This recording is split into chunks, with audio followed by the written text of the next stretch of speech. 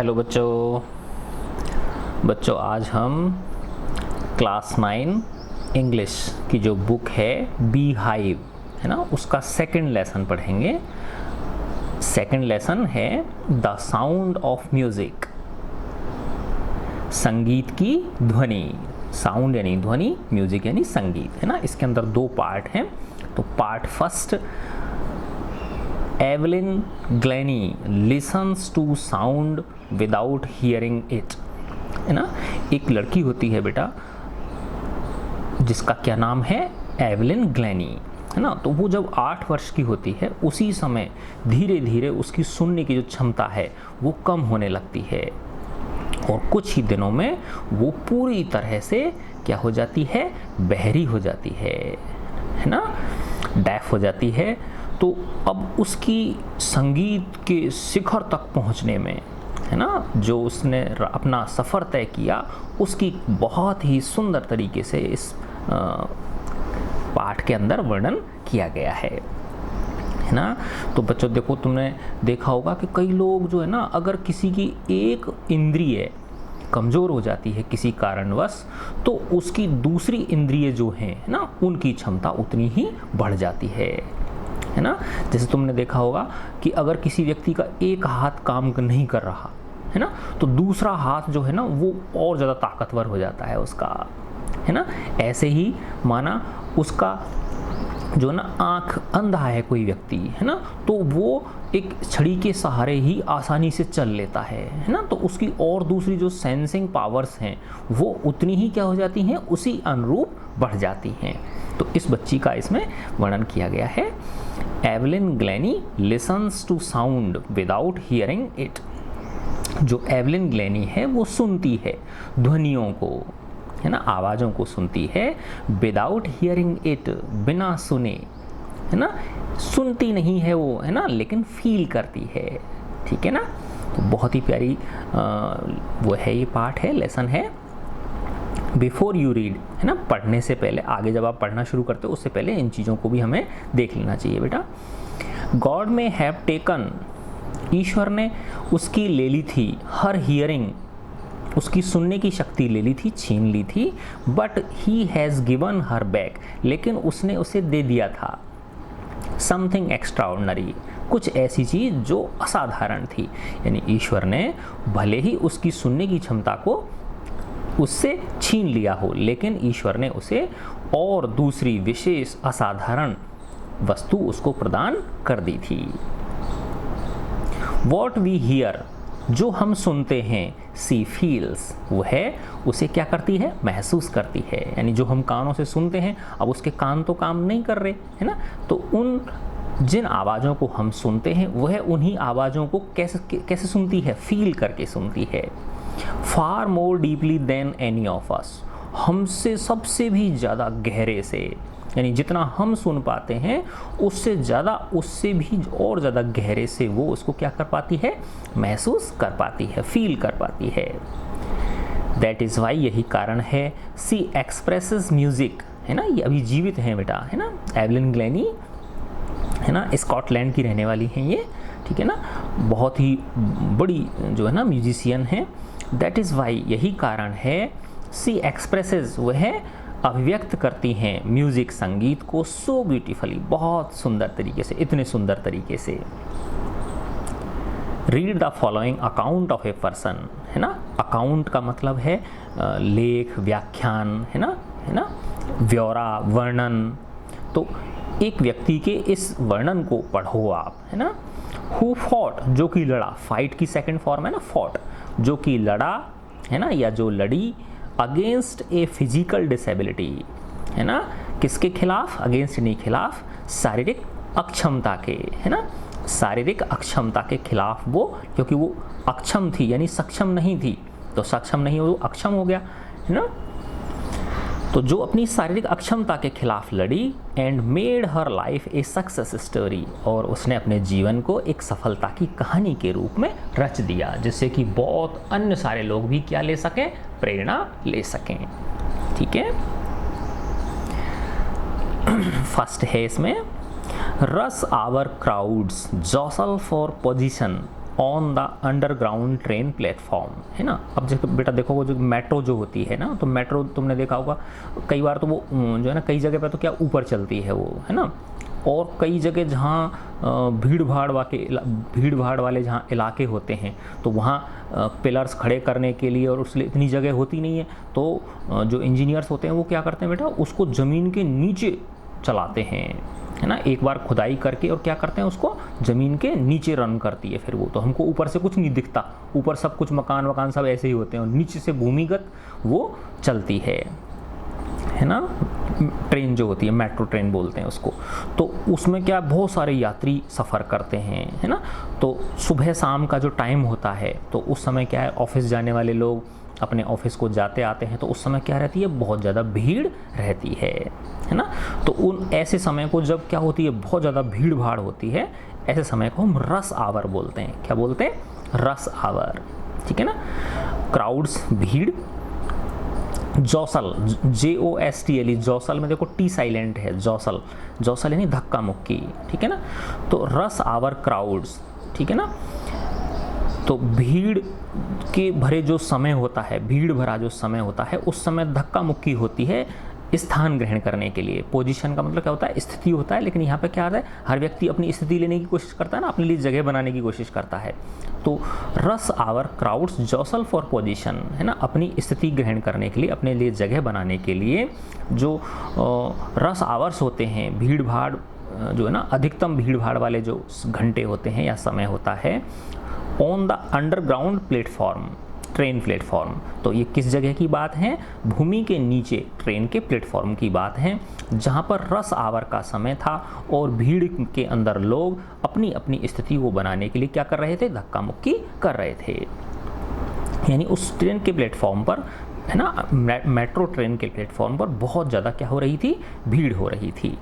A slight girl, slight का मतलब होता है पतली दुबली, है ना। देखो जौसल, इधर ये लिख रहा है ना, जौसल यानी पुश रफली, है ना, यानी रफली का मतलब होता है ऐसे यूं ही कठोर तरीके से धक्का मुक्की देना, है ना।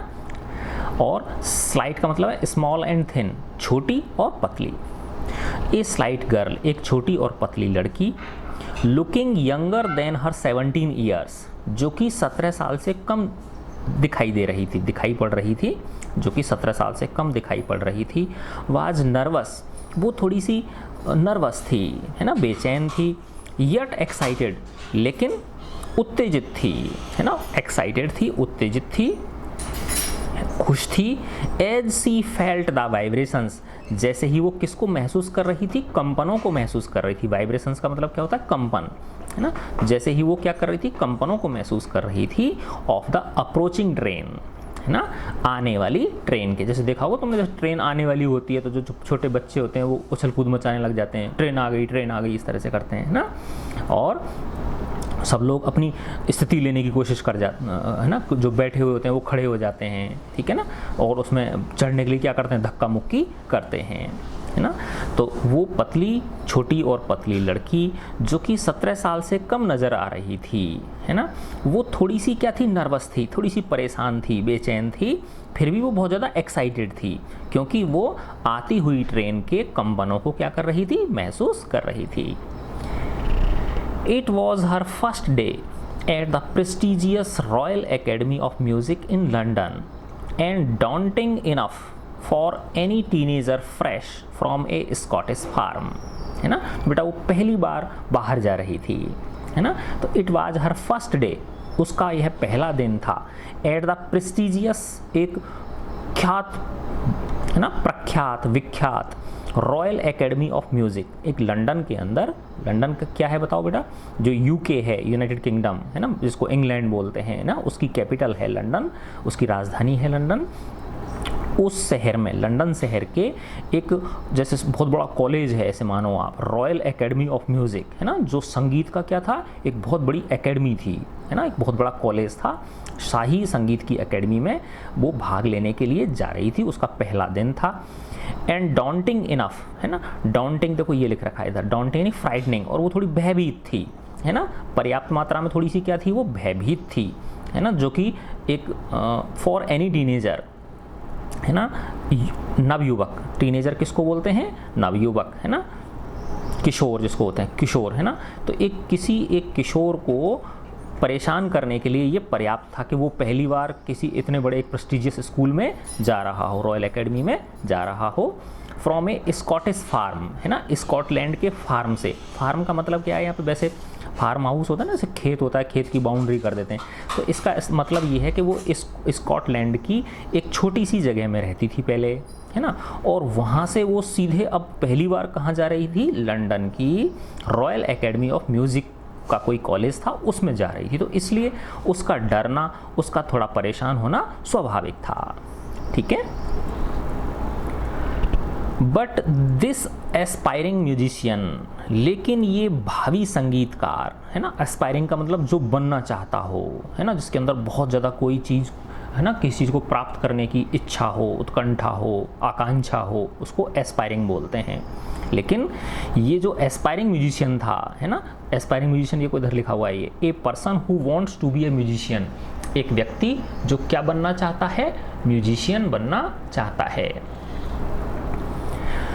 तो but this aspiring musician faced A bigger challenge, है ना, इसको एक बहुत बड़ी चुनौती का सामना करना पड़ रहा था, देन मोस्ट, अन्य लोगों से इस एस्पायरिंग म्यूजिशियन को, है ना, आगे चलकर संगीतकार बनने वाली इस बच्ची को बहुत ज़्यादा चैलेंज का सामना करना पड़ रहा था। इस लड़की को क्यों करना पड़ रहा था, अन्य से, देन मोस्ट, अन्य लोगों से इससे ज़्यादा चैलेंज का सामना क्यों करना पड़ रहा था, because she was profoundly deaf. Profoundly का मतलब होता है बहुत ज़्यादा, है ना, वेरी मच एक्सटेंट। प्रोफाउंडली का मतलब क्या होता है, बहुत ज़्यादा मात्रा में, है ना, पूरी तरह से, ऐसे समझो। तो सी वाज प्रोफाउंडली डेफ, वो पूरी तरह से क्या थी, बहरी थी, यानी उसे सुनाई नहीं देता था। किसको, एवलिन ग्लैनी को। सेकंड है, सेकंड पैराग्राफ इसका, Evelyn Glennie's loss of hearing had been gradual, है ना। अब देखो लॉस का पता ही है आपको, छीण हो जाना, हियरिंग सुनने की क्षमता, ग्रेजुअल का मतलब होता है धीरे धीरे, है ना, ग्रेजुअल, ठीक है ना, डी आता है लेकिन इसको बोलते जय हैं हम, ग्रेजुअल। तो एवलिन ग्लैनी का जो सुनने की क्षमता जो छीण हो रही थी, जो सुनने की क्षमता में जो कमी आ रही थी, वो धीरे धीरे हुई, है ना। तो एवलिन ग्लैनी की सुनने की क्षमता में कमी धीरे धीरे हुई थी। हर मदर रिमेंबर्स, उसकी माँ याद करती है, नोटिसिंग समथिंग, किसी चीज़ को नोटिस करते हुए, वाज रॉन्ग, कि उसके लिए वो क्या है, गलत है, व्हेन द 8 ईयर ओल्ड, है ना, जब 8 वर्ष की बच्ची Evelyn was waiting to play the piano, है ना, अपने पियानो को बजाने का क्या कर रही थी, इंतजार कर रही थी। तो जब उनकी बेटी, है ना, एवलिन ग्लैनी की जो माँ थी, उन्होंने नोटिस किया कि उनकी 8 वर्ष की बच्ची जब पियानो बजाने के लिए इंतज़ार कर रही थी, तो उन्हें लगा कि कुछ इसके साथ क्या है, कुछ समथिंग रॉन्ग है, इसके साथ कुछ गड़बड़ है ना। तो Evelyn Glennie's loss of hearing had been gradual, Evelyn Glennie का जो सुनने की क्षमता में जो कमी आ रही थी वो धीरे धीरे आई थी। उनकी माँ याद करते हुए कहती हैं, है ना, remembers noticing something was wrong, कि इसके साथ क्या है, कुछ गड़बड़ है। जब इस 8 वर्ष की लड़की एवलिन क्या कर रही थी, पियानो बजाने के लिए इंतज़ार कर रही थी।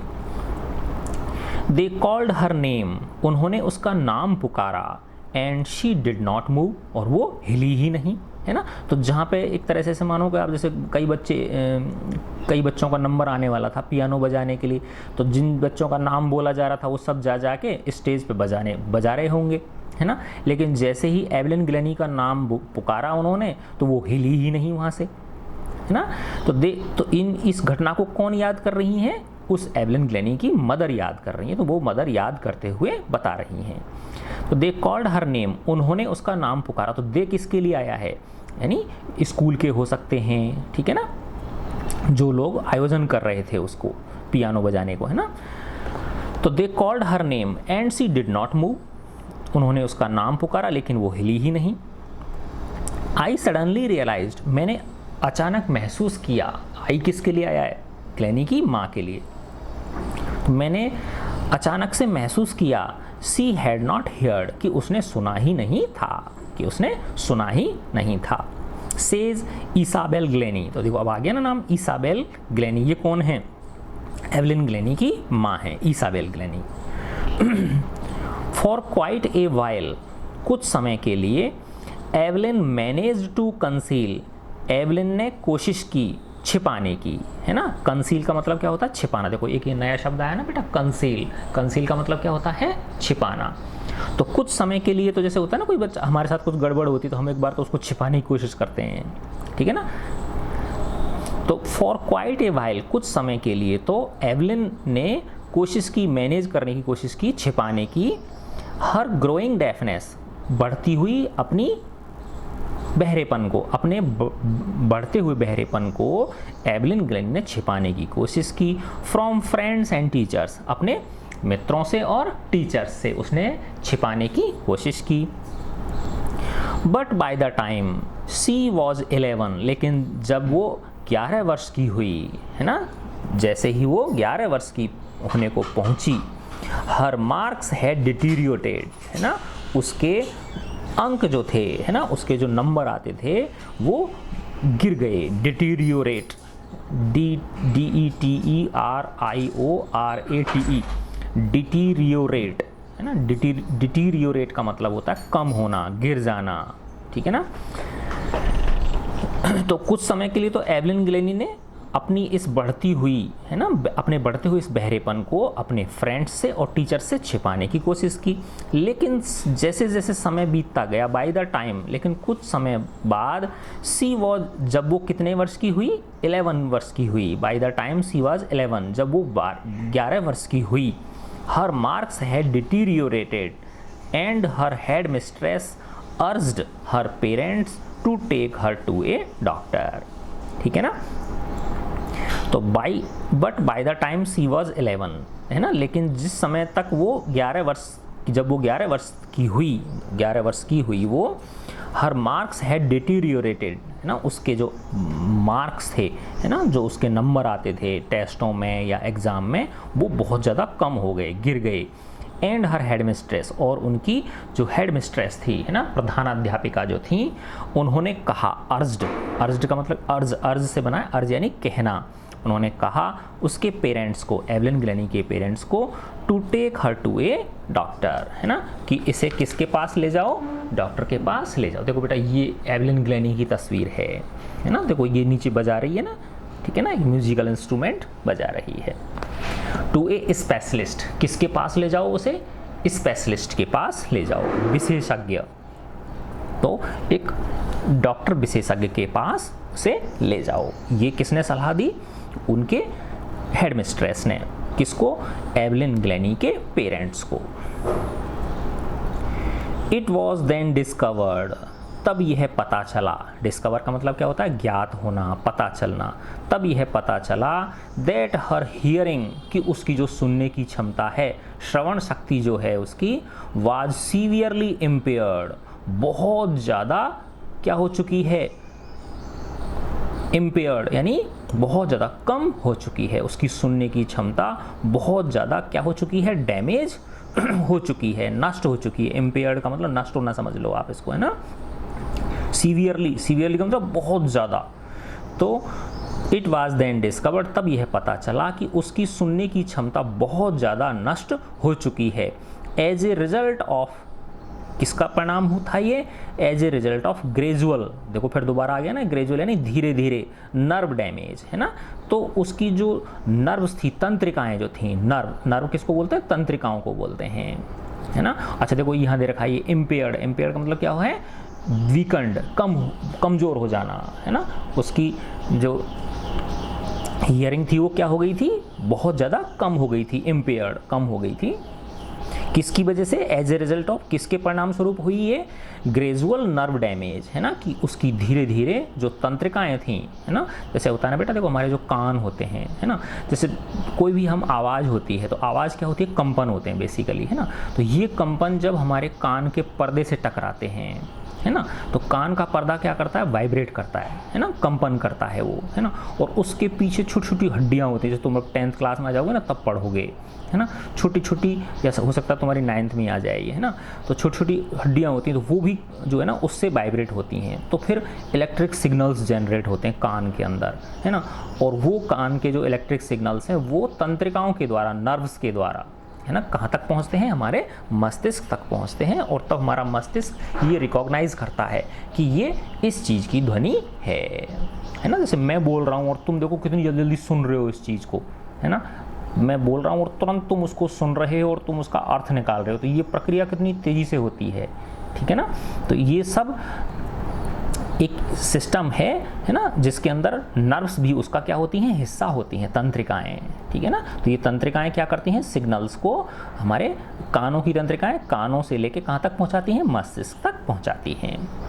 तो उसकी जो नर्व्स थी वो डैमेज हो गई थी, ठीक है ना।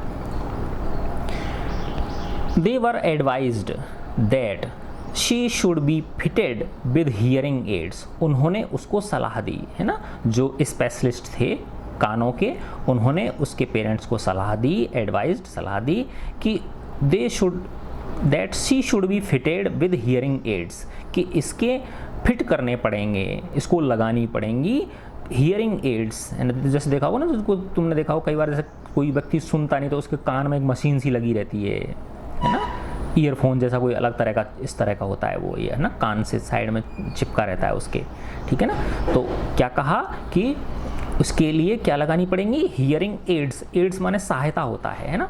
तो सुनने में सहायक यंत्र लगाने पड़ेंगे उसको, ऐसे समझो आप, है ना। And sent to a school, और उसे एक ऐसे स्कूल में भेजना पड़ेगा फॉर द डेफ, जो कि किसके लिए है, डेफ के लिए है, जो बहरे बच्चों के लिए है। उसी प्रकार के स्कूल में इसे भेजना पड़ेगा, क्योंकि अब इसको सुनाई तो क्या है, देता ही नहीं है, ये सुन ही नहीं सकती है। तो साधारण जो स्कूल होते हैं नॉर्मल बच्चों के, उनमें तो ये पढ़ नहीं सकती है। तो इसलिए इसे विशेष प्रकार के जो डेफ बच्चे जहाँ पढ़ते हैं, है ना, जहाँ बहरे बच्चे जो पढ़ते हैं, उनके स्कूल में इसे भेजना पड़ेगा। Everything suddenly looked black, says Evelyn. Evelyn कहती है कि मुझे ऐसा लगा कि चारों तरफ मेरे अंधकार छा गया है। एवरीथिंग सडनली लुक्ड ब्लैक, मुझे ऐसा लगा कि सब तरफ क्या है, अंधेरा ही अंधेरा है, सब कुछ काला हो गया है, सब कुछ काला दिखाई दे रहा है, अर्थात सब कुछ कैसा है, चारों ओर अंधेरा छा गया है ना। जब हमारे कोई ऐसी भयानक हमारे सामने कोई चीज़ आती है तो हमें क्या दिखाई देता है, चारों तरफ अंधकार ही अंधकार दिखाई देता है। अच्छा, थर्ड पैराग्राफ इसका, बट लेकिन Evelyn was not going to give up. Give up का मतलब होता है हार मानना, है ना। देखो बहुत अच्छा शब्द है ये, गिव अप। गिव अप का मतलब क्या है, हार मानना। लेकिन Evelyn was not going to give up, वो हार मानने वाली नहीं थी, यानी वो हार मानने नहीं जा रही थी, अर्थात वो हार मानने वाली नहीं थी। She was determined to lead a normal life and pursue her interest in music. वह दृढ़ प्रतिज्ञ थी। She was determined, determined का मतलब क्या होता है, दृढ़ प्रतिज्ञ। तो दृढ़ प्रतिज्ञ थी to lead a normal life, कि वो एक सामान्य जीवन जिएगी। नॉर्मल लाइफ है नहीं, सामान्य जीवन, लीड यानी जीना, तो वो एक सामान्य जीवन जिएगी। और pursue her interest in music, और संगीत के अंदर जो उसकी रुचि है उसको वो उसी दिशा में आगे बढ़ेगी। परस्यू का मतलब क्या होता है, जो चीज़ आप चाहते हो उस दिशा में आगे बढ़ना, परस्यू, है ना। तो किस चीज़ के लिए वो दृढ़ प्रतिज्ञ थी, कि वो एक साधारण आदमी का जीवन जिएगी और जो उसकी संगीत में रुचि है ना, उसी दिशा में वो आगे बढ़ने के लिए क्या थी, दृढ़ प्रतिज्ञ थी। वन डे, एक दिन, सी नोटिस्ड ए गर्ल, उसने एक लड़की को देखा, प्लेइंग ए जाइलोफोन, जो कि एक जाइलोफोन बजा रही थी, है ना, जल तरंग बजा रही थी वो, है ना। म्यूजिकल इंस्ट्रूमेंट होता है जाइलोफोन, देखो बेटा यहाँ लिखा हुआ जाइलोफोन, ए म्यूजिकल इंस्ट्रूमेंट, एक संगीत उपकरण, with a row of wooden bars, जिसमें रो यानी पंक्तियाँ होती हैं, दिख रहा है बेटा इस चित्र में, देखो ये जैसे ये लकड़ी की पंक्तियाँ हैं ये, है ना, ऑफ डिफरेंट लेंथ्स, अलग अलग लंबाई की, है ना, कोई छोटी होती है, कोई बड़ी होती है, कोई छोटी होती है, इससे इसीलिए क्या उनमें से अलग अलग ध्वनि निकलती हैं, है ना। तो उनकी लंबाइयाँ क्या होती हैं लकड़ियों की, सूखी लकड़ियाँ होती हैं विशेष प्रकार की है, ठीक है ना। तो उनकी लंबाइयाँ अलग होती हैं, इसलिए उनको अलग अलग, जैसे उन पर टंकार मारते हैं, है ना, तो उनमें से क्या निकलती है, अलग अलग प्रकार की ध्वनि निकलती है।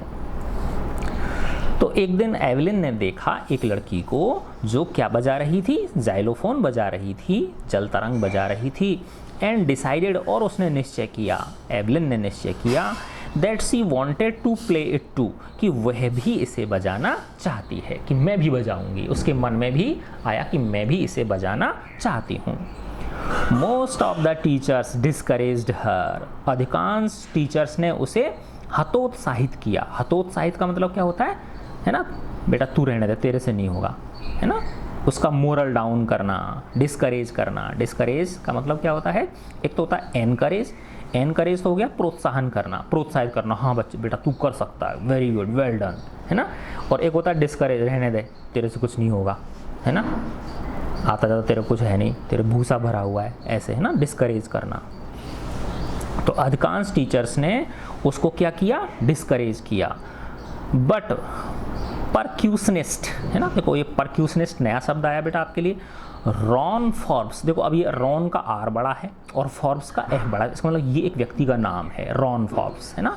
तो एक रॉन फॉर्ब्स नाम के परक्यूशनिस्ट थे, देखो परक्यूनिस्ट यहाँ लिखा हुआ है, percussionist, a person who plays the drum, the tabla, ETC, यानी एक तरह से ये एक तरह संगीत का टीचर मान लो आप इस व्यक्ति को। परक्यूशनिस्ट कौन होता है, एक ऐसा व्यक्ति होता है जो ड्रम, ढोल होते हैं ना, ढोल और तबला जैसी चीज़ों को क्या करता है, बजाता है, ठीक है, एक तरह से म्यूजिशियन हो गया। तो अन्य टीचर्स ने, अधिकांश टीचर्स ने उसको क्या किया, डिस्करेज किया, है ना, हतोत्साहित किया।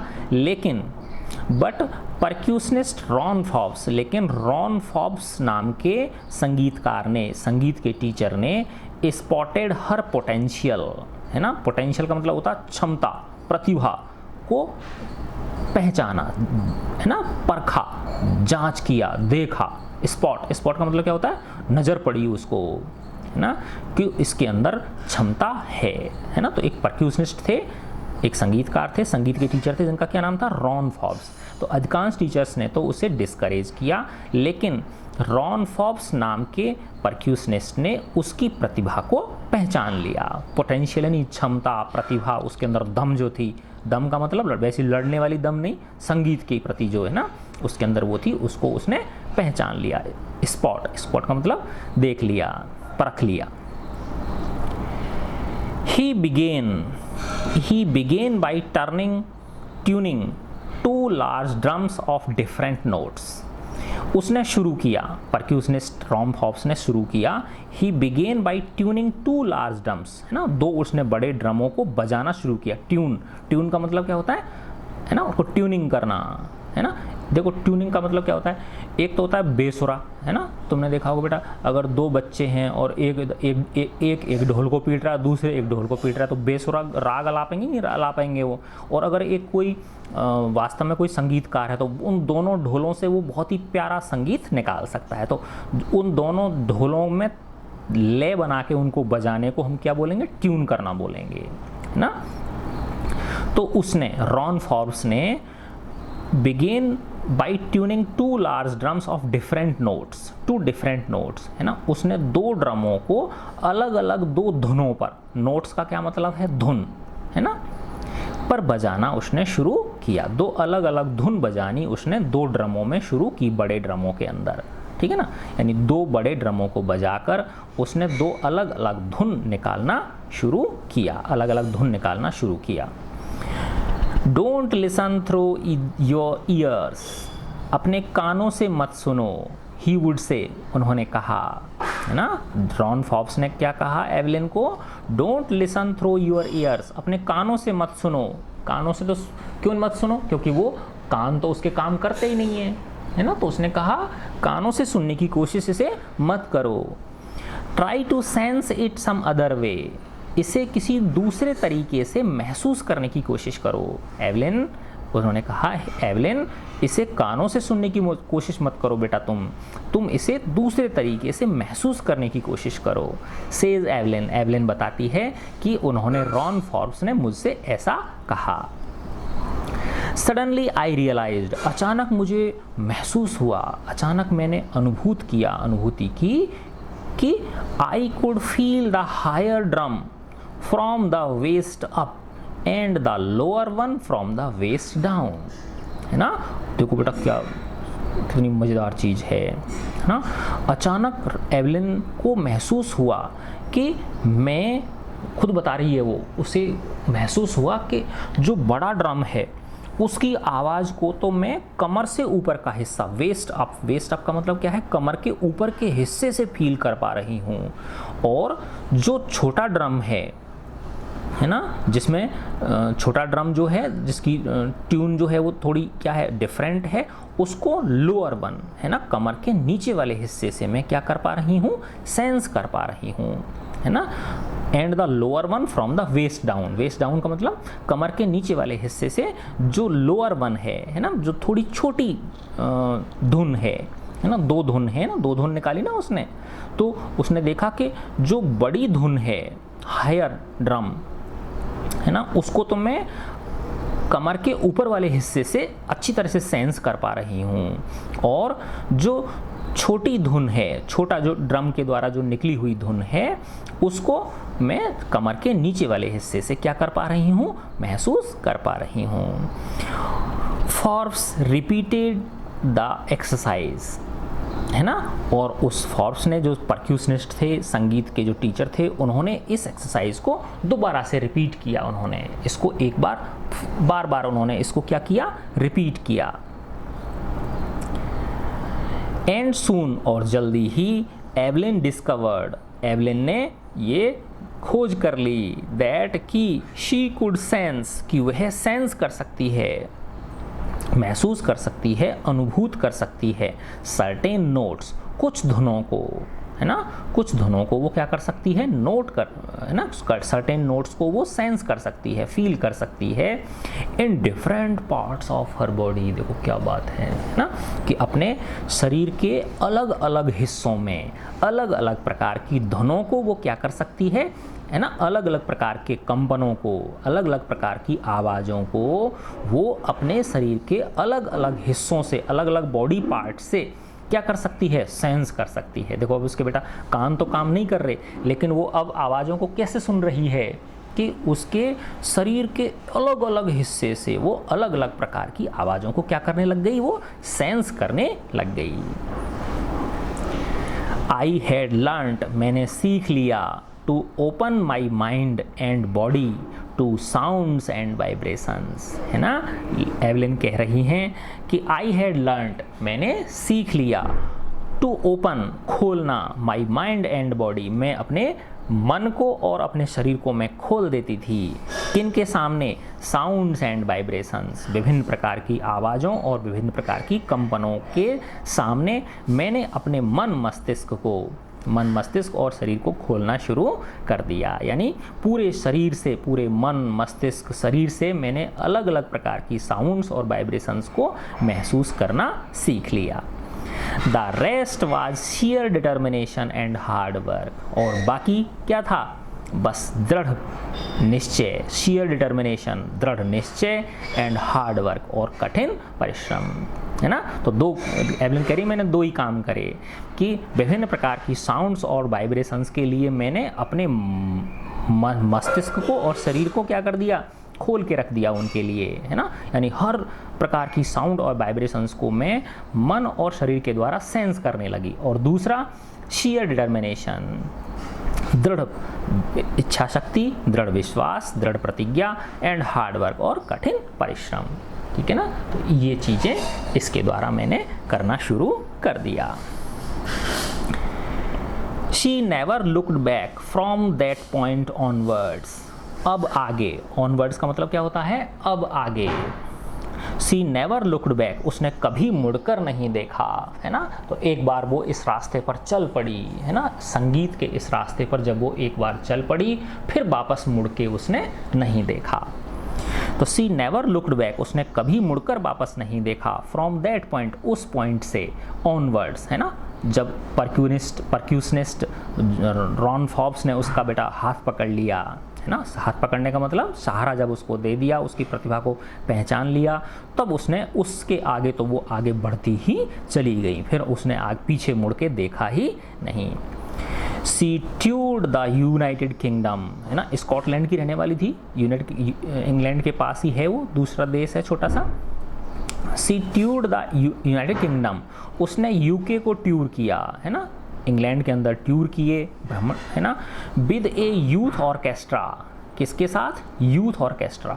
ऑर्केस्ट्रा का मतलब होता है बेटा, जैसे देखा हो तुमने कई तरह के इंस्ट्रूमेंट्स होते हैं, उनको कई सारे लोग बजाते हैं स्टेज पे, है ना, माना तो करीब 10-15 लोग होते हैं, कोई ड्रम बजा रहा है, कोई हारमोनियम बजा रहा है, कोई तबला बजा रहा है, कोई इलेक्ट्रिक वो होती है, पियानो टाइप होता है ना, विभिन्न प्रकार के होते हैं, उनको बहुत सारे लोग बजाते हैं मिल के, है ना, तो एक तरह से ग्रुप प्रस्तुति होती है वो, है ना। तो यूथ ऑर्केस्ट्रा, यूथ ऑर्केस्ट्रा का मतलब क्या है, नव युवकों द्वारा बनाया गया एक ऑर्केस्ट्रा। अब ऑर्केस्ट्रा का मतलब ऑर्केस्ट्रा ही समझ लो, वो जो ग्रुप होता है इंस्ट्रूमेंट्स बजाने वाला, है ना, वो। तो यूथ ऑर्केस्ट्रा में वो अपनी प्रस्तुति देने के लिए कहाँ गई, इंग्लैंड गई, यूनाइटेड किंगडम गई, यूनाइटेड किंगडम का उसने क्या किया, ट्यूर किया। And bye the time she was 16, है ना, और जब वो 16 वर्ष की हुई, and bye the time she was 16, जब वो कितने वर्ष की हुई, 16 वर्ष की हुई, she had decided to make music her life, तो उसने निश्चय कर लिया कि मैं अब इस संगीत को ही अपना जीवन बनाऊंगी, अपने जीवन का उद्देश्य बनाऊंगी, है ना। तो 16 वर्ष की जब वो हो गई तो उसने अपना माइंड मेकअप कर लिया कि मुझे बस इसी क्षेत्र में आगे बढ़ना है। She auditioned for the Royal Academy of music. Audition का मतलब होता है बेटा, जैसे देखा होगा तुमने, जैसे सीरियल है कोई, है ना, कोई वो बनने वाला है, धारावाहिक होते हैं ना, सीरियल आते हैं टीवी के ऊपर, है ना, उसमें माना एक्टर्स की वो लेनी है, क्या नाम है, भर्ती करनी है, तो वो जो डायरेक्टर वगैरह होते हैं, तो वो जो अनेक अलग अलग जो लड़के लड़कियां होते हैं उनका इंटरव्यू लेते हैं ना, कि भाई उनसे करवा के देखते हैं, एक्टिंग करवा के देखते हैं, है ना, या गवा के देखते हैं, गीत गवा के देखते हैं, ठीक है ना। तो उस प्रक्रिया को क्या बोलते हैं हम, ऑडिशन करना, ऑडिशन बोलते हैं, ठीक है ना। तो ऑडिशन का मतलब क्या है, गिव ए शॉर्ट परफॉर्मेंस, एक छोटी सी परफॉर्मेंस देना, दैट द डायरेक्टर, जिससे कि डायरेक्टर को डिसाइड, जैसे कि निर्देशक जो है वो डिसाइड कर सके, whether she was good enough, कि वो पर्याप्त मात्रा में इस काम के लिए उपयुक्त है या नहीं है, यानी फिट है या नहीं है, तो उसको ऑडिशन बोलते हैं। She auditioned for the Royal Academy of Music, उसने जो रॉयल एकेडमी ऑफ म्यूज़िक थी, इंग्लैंड की है ना बेटा ये, रॉयल एकेडमी ऑफ म्यूज़िक के लिए क्या दिया उसने, ऑडिशन दिया, and scored one of the highest marks in the history of the academy, और उस एकेडमी के इतिहास में उसने हाईएस्ट मार्क्स स्कोर किए, इतना ऑडिशन के अंदर इतने शानदार मार्क्स उसको मिले, यानी बहुत ही अच्छी उसकी परफॉर्मेंस रही। She gradually moved from orchestral work to solo performances, है ना। अब देखो एक नया शब्द आया बेटा उसमें, सोलो। सोलो का मतलब एक तो होता है ग्रुप परफॉर्मेंस होती है, जहाँ पे बहुत सारे लोग मिलकर प्रस्तुति देते हैं, और एक होता है अकेला कोई व्यक्ति अपनी प्रस्तुति दे, तो है ना। तो एक तो होगी ग्रुप परफॉर्मेंस और एक होगी सोलो परफॉर्मेंस। तो ग्रुप परफॉर्मेंस तो जहाँ बहुत सारे लोग मिलकर प्रस्तुति देते हैं, और सोलो परफॉर्मेंस का मतलब जहाँ अकेला एक व्यक्ति अपनी परफॉर्मेंस देता है ना, कोई भी, चाहे अब जैसे ये है तो उसने अकेली प्रस्तुति, है ना। तो सी ग्रेजुअली, वह धीरे धीरे आगे बढ़ी, मूव्ड फ्रॉम ऑर्केस्ट्रल वर्क, है ना। पहले तो क्या था, वो ऑर्केस्ट्रा में भाग लेती थी अन्य लोगों के साथ ऑर्केस्ट्रा में, यानी कोई लोग कुछ बजाता था, कोई कुछ, तो ये इस तरह से ड्रम बजाती होगी, है ना। तो धीरे धीरे उसने ऑर्केस्ट्रल वर्क से, ऑर्केस्ट्रा बजाने से अकेली प्रस्तुति देने की ओर उसने पलायन शुरू कर दिया, उसकी ओर बढ़ना आगे शुरू कर दिया। At the end of her 3 year course, है ना। तो उसका 3 वर्ष का कोर्स था वहाँ रॉयल एकेडमी ऑफ म्यूज़िक में। तो 3 वर्ष का जो कोर्स था उसका अंत आते आते, यानी उसके अंत तक पहुँचते पहुँचते she had captured most of the top awards, है ना। जो तो उसने अधिकांश जो बड़े से बड़े जो अवार्ड्स होते थे, है ना, जो बड़े से बड़ी जो इनाम होती थी उन पर उसने क्या कर लिया, कब्जा कर लिया। कैप्चर का मतलब क्या होता है, कब्जा कर लेना। कब्जा करने का मतलब क्या होता, जीत लिए उसने, ठीक है ना। उसने क्या कर लिया, जीत लिए। And for all this Evelyn would not accept any hint of heroic achievement, है ना। 5th पैराग्राफ है इसका। एंड फॉर ऑल दिस, और इस सब के लिए, एंड फॉर ऑल दिस, और इस सब के लिए Evelyn would not accept any hint of heroic achievement, है ना। कोई उसको अगर ऐसे कहता, और एवलिन तुमने तो क्या शानदार अचीवमेंट किया है, तो वो उसको एक्सेप्ट नहीं करती थी। यानी एक तरह से ऐसे कोई अगर उसकी तारीफ़ करता था तो वो उसको ज़्यादा उससे नहीं लेती थी, है ना। होता ना, कई लोग बहुत ज़्यादा तारीफ़ करते हैं, तो उससे भी हमको क्या करना चाहिए, बचना चाहिए, ठीक है ना। तो Evelyn would not accept any hint of heroic achievement, है ना। तो अगर कोई उसको कहता था क्या तुमने हीरोइक अचीवमेंट किया है, बहुत ही शानदार उपलब्धि तुमने हासिल करी है, तो वो उसको ज़्यादा ढंग से उसको एक्सेप्ट नहीं करती थी, है ना। यानी उस एक तरह से कोई अगर उसकी बहुत ज़्यादा प्रशंसा करता था तो वो बहुत ज़्यादा खुश नहीं होती थी, है ना। क्योंकि कुछ तो खुश होना चाहिए, लेकिन ज़्यादा मात्रा में भी खुश होना नहीं चाहिए हमको, क्योंकि अगर हम ज़्यादा ही खुश हो जाएंगे तो क्या होगा, अब हम और आगे बढ़ना शुरू कर देंगे। वो हम सोचेंगे हाँ बस हमारा यही लास्ट है, यही हमारा पीक आ गया, ठीक है।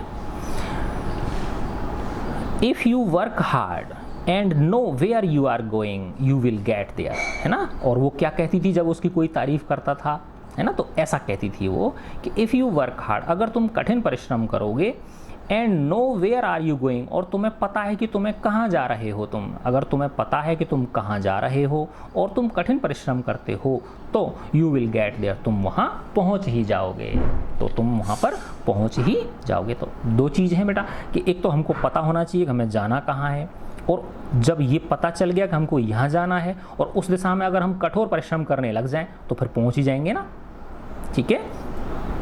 तो जब कोई उसको हीरोइक अचीवमेंट की कहता था कि तुमने उपलब्धि, अचीवमेंट का मतलब क्या होता है, उपलब्धि, हीरो यानी बहुत बड़ी शानदार, हीरो जैसी, है ना।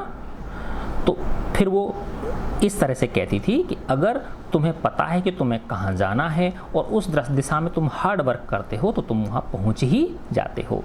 And she got right to the top, और वो and she got right to the top, और वो लास्ट तक पहुंची, अंत तक पहुंची, जो भी शिखर तो होता है उसने शिखर को छू लिया। The world's most sought after multi percussionist with a mastery of some 1000 instruments and hectic international schedule, है ना। तो देखो बेटा, and she got right to top, और वो शिखर तक पहुंची। द वर्ल्ड्स मोस्ट सॉट, संसार में जो कि सब ज़्यादा जिनकी इच्छा होती है, शौक का मतलब, सॉट का मतलब क्या होता है, सीख का मतलब इच्छा रखना, है ना। तो संसार के जो सबसे बड़े जिनकी लोगों को क्या होती है, बहुत ज़्यादा इच्छा होती है, है ना, उन अवार्ड्स की, है ना। आफ्टर मल्टी परक्यूशनिस्ट, है ना। मल्टी परक्यूशनिस्ट का मतलब क्या होता है, विभिन्न प्रकार के संगीत के उपकरण बजाना, है ना। तो उसने विभिन्न प्रकार के संगीत के उपकरणों को बजाना उसने क्या कर लिया, सीख लिया, है ना। विद ए मास्टरी, और उसने मास्टरी हासिल कर ली, महारत हासिल कर लिया, ऑफ सम 1000 इंस्ट्रूमेंट, सोचो देख लो कितना, हजारों उपकरणों को, है ना, संगीत के उपकरणों को बजाने की उसने महारत हासिल कर लिया, मास्टरी हासिल कर ली। एंड हेक्टिक इंटरनेशनल शेड्यूल, है ना, और अंतर्राष्ट्रीय शेड्यूल था, यानी पूरे संसार में वो अपनी प्रस्तुतियां देने के लिए इधर उधर जाती थी। हेक्टिक का मतलब क्या होता है, उसका जो वो था वो बहुत ज़्यादा व्यस्त कार्यक्रम रहता था। हेक्टिक का मतलब क्या होता है, एक के बाद एक, एक के बाद एक, एक के बाद, यानी कभी भी उसको फुर्सत नहीं मिलती थी, है ना। तो देखो बेटा, अब इसके बाद 6, 7, 8, 9 और 10, है ना। तो 1, 2, 3, 4, 5 पैराग्राफ अपन इसके नेक्स्ट वीडियो में करेंगे, ठीक है बच्चों। गॉड ब्लेस यू ऑल बेटा।